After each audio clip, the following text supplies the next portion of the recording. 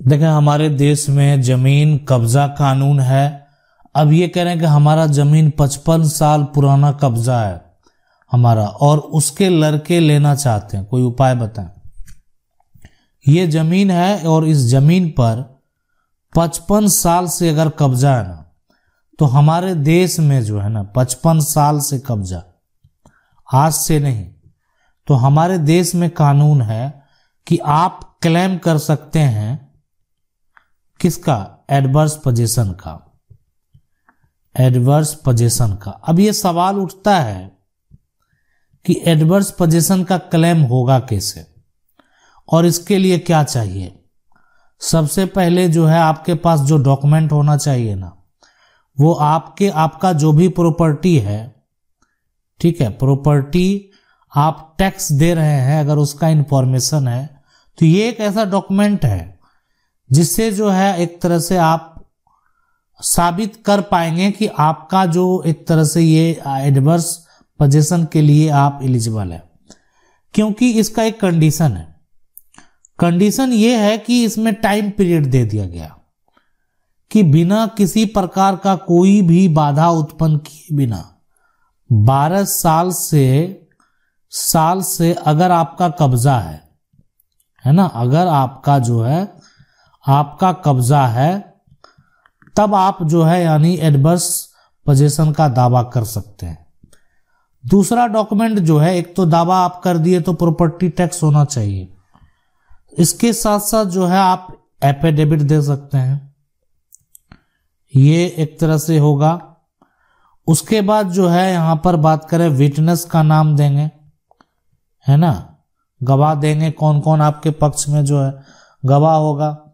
तीसरा हो गया। चौथा एक तरह से जो भी अदर डॉक्यूमेंट है वो यहाँ पर जो है आपको देना है। तो ये सारा डॉक्यूमेंट से ना ये साबित हो जाएगा कि आपका प्रॉपर्टी पर कब्जा कब से है।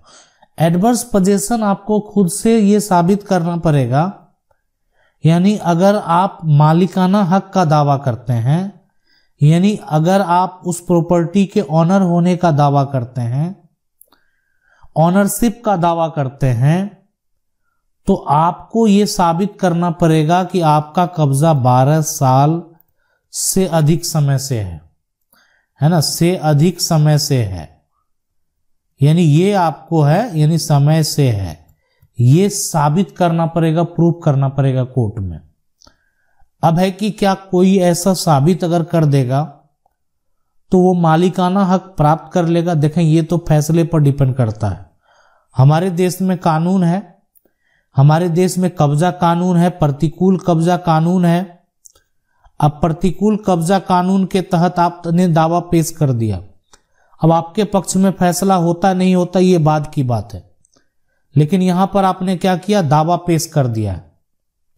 अगर आपका भी इस प्रकार का समस्या है तो आप कानून की 99 के वीडियो में कमेंट में जाकर जो है ना आप अपना सवाल पूछ सकते हैं। मेरा प्रयास रहेगा जल्द से जल्द जो आपका सवाल है उस पर जो है जवाब देने का, ताकि आप सही तरीके से समझ सकें आपको क्या करना चाहिए।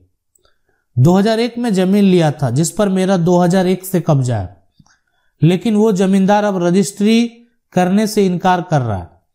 क्या किया जा सकता है इसको अपना नाम पर करवाने के लिए? देखें, ये बड़ा सवाल है कि अपने नाम पर करवाने के लिए जो है, यहां पर अपने नाम पर करवाने के लिए क्या किया जा सकता है। अब जमींदार जो है रजिस्ट्री करने से इनकार कर रहा है, आज की बात नहीं है, 2001 से जो है, यानी जिन पर मेरा कब्जा है। देखें, अगर आपका जमीन जो है खरीद बिक्री का किसी प्रकार का कोई भी कॉन्ट्रैक्ट अगर बना होगा और उस आधार पर जो है आप हो सकता है दावा पेश कर सकते हैं, कब्जा है उस आधार पर आप दावा पेश कर सकते हैं, लेकिन ये बात साबित करना कि आपने पैसा दिया है और आज तक आपकी जमीन की रजिस्ट्री नहीं हुई, तो आपके लिए बड़ा सवाल होगा कि आप 2001 से जो है अभी तक इंतजार में थे। कोई इतना साल जो है यहां पर बात करें तो जो है ना 24 साल का इंतजार था कि जमीन की रजिस्ट्री क्यों नहीं कर रहा। आपने किसी प्रकार का कोई एफआईआर दर्ज कराया, आपने कहीं पर कोई कंप्लेन किया, केस फाइल किया, आखिर क्यों नहीं किया? अब जमींदार तो रजिस्ट्री करने से इनकार करेगा ही। आपके बीच का कोई एग्रीमेंट है, कोई यहां पर कॉन्ट्रैक्ट साइन हुआ है, आपने पैसा कैसे दिया था उस समय? ये सारा सवाल जो है, जिस पर आप आरोप लगा रहे हैं कि वो आपकी जमीन की रजिस्ट्री नहीं कर रहा है, उसके वकील आपसे भी तो पूछेंगे। तो अब ये साबित करना पड़ेगा, आपको प्रूव करना पड़ेगा कि जमीन को खरीदा गया था, पैसा लिया गया था और जमीन की रजिस्ट्री आज तक नहीं हुई। तो इसलिए आप यहां पर डायरेक्ट जो है ना, उसको, अब कोर्ट का आदेश आएगा तो उसको जमीन तो रजिस्ट्री करनी पड़ेगी, लेकिन वो भी आप पर आरोप इस प्रकार का लगा सकता है अगर आप ये दावा करेंगे कि आपने उससे जमीन को खरीदा है। सवाल है सर, 3 भाइयों की 12 बीघा जमीन थी, तीनों ने बराबर बांट ली, अब बस, लेकिन अब यहां पर जो है अपने हिस्से में आधी अपने भाई साहब को चौहद्दी खोलकर बेच दी और बनाया यहां पर कर दिया, आधा हमें चौहद्दी खोलकर बेच दी, दाखिल खारिज कर दिया, ठीक है, और मृत्यु हो गई। लेकिन वो जमीन यहां पर जो है बटई पर दिया था, मरने के बाद उसके भाई परेशान कर रहा है, ना तो जमीन खाली कर रहा है और ना ही बटई दे रहा है, जबकि वहां पर हमारा पक्का जो है कमरा भी बना हुआ, कब्जा भी है। क्या करना चाहिए? देखें, इस बात को आप समझ लें कि 3 भाइयों की जो 12 बीघा जमीन है ना, 12 बीघा जमीन है, अब तीनों ने क्या किया, यहां पर बराबर बांट लिया। अब इसमें देखें, इसके ऊपर तो सबसे पहला काम करना है कि आपको एफआईआर दर्ज करा देना है।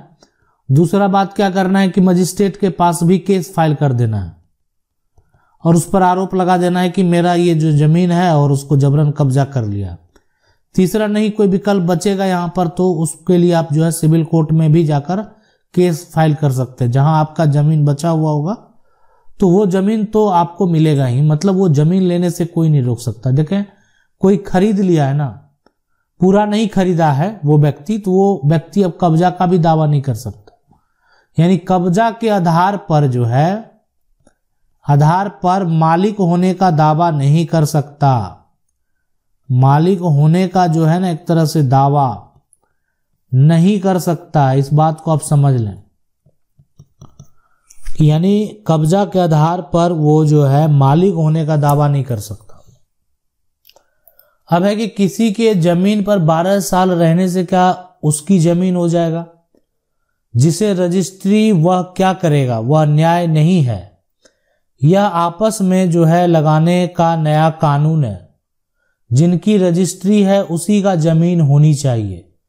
जो 12 साल से कब्जा किए हुए हो तो 50 साल से की कब्जा किए हुए हो, उस पर यहां पर कैसे होने चाहिए? देखें, जमीन जो ये आप देख रहे हैं ना, जमीन पर मान लेते हैं कोई व्यक्ति क्या किया, कब्जा कर लिया।